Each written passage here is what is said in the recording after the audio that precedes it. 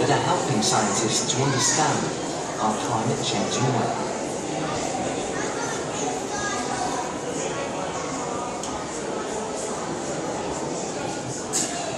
Astronauts were the first people to see the clouds clearly from space. Today's advanced satellites reveal their intricate behaviours and techniques to resolve. This sequence was recorded over the last few months, but it's been speeded up so you can see in seconds what's happened over days and weeks. Clouds are rising from the equator, where the sun's energy is strongest. In the mid-latitudes, between the equator and the poles, you can see vast low-pressure systems, some of them storms, spiraling and swirling their waves across the oceans before weakening the land. These pictures help us forecast the weather, but over the years also provide historical records of the extreme weather events, hurricanes, floods, droughts, those increasingly frequent phenomena that are part of our climate changing world.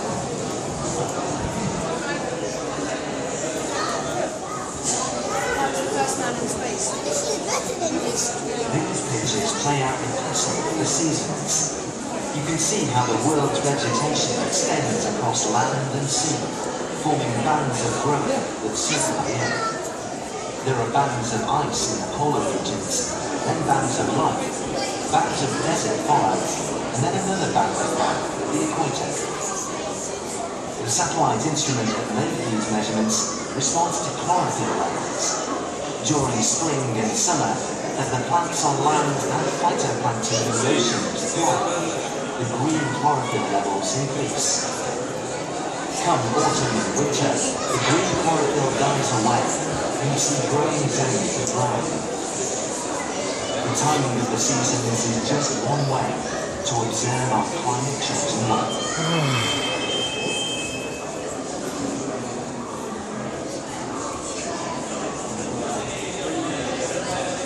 Satellite data can be combined with other sensor information.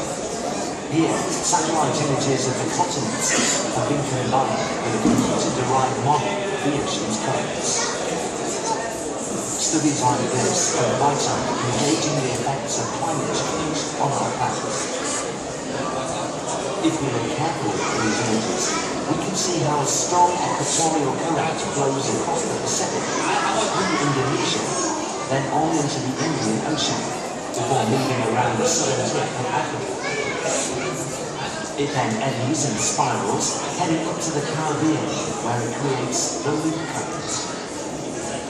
This loop is important in predicting hurricanes, but it's also where the Gulf Stream begins. This moves up the eastern seaboard of the United States, before heading across the North Atlantic to warm the westernmost parts of North Europe, including Britain. If the changing climate affects the Gulf Stream, then average temperatures in the British Isles may become closer to those of Newfoundland and Canada.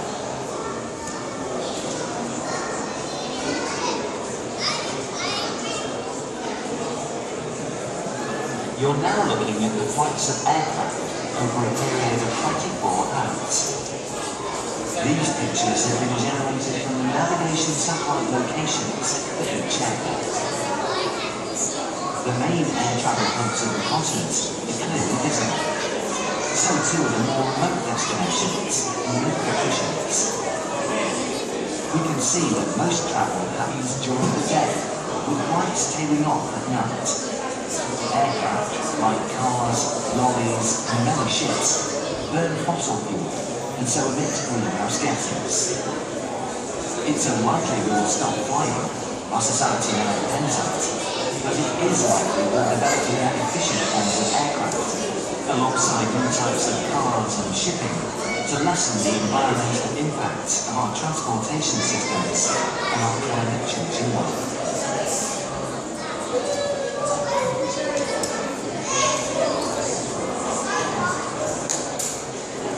We are part of this planet. Just as the natural features of Earth show up in space, so too do our own universe.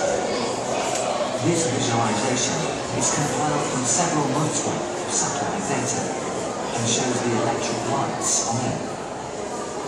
Areas of dense population are well illuminated. Many coastlines are highlighted too. People like to live by the water.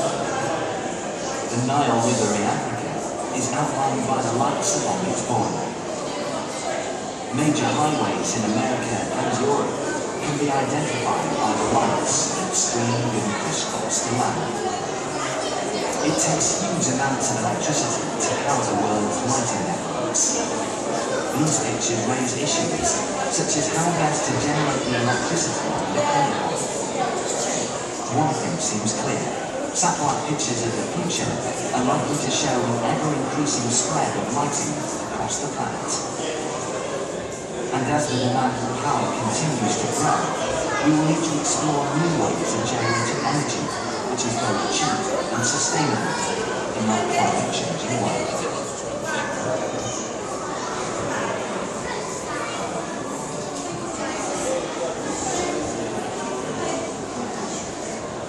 Imagine you're an astronaut floating in the blackness of space and looking down on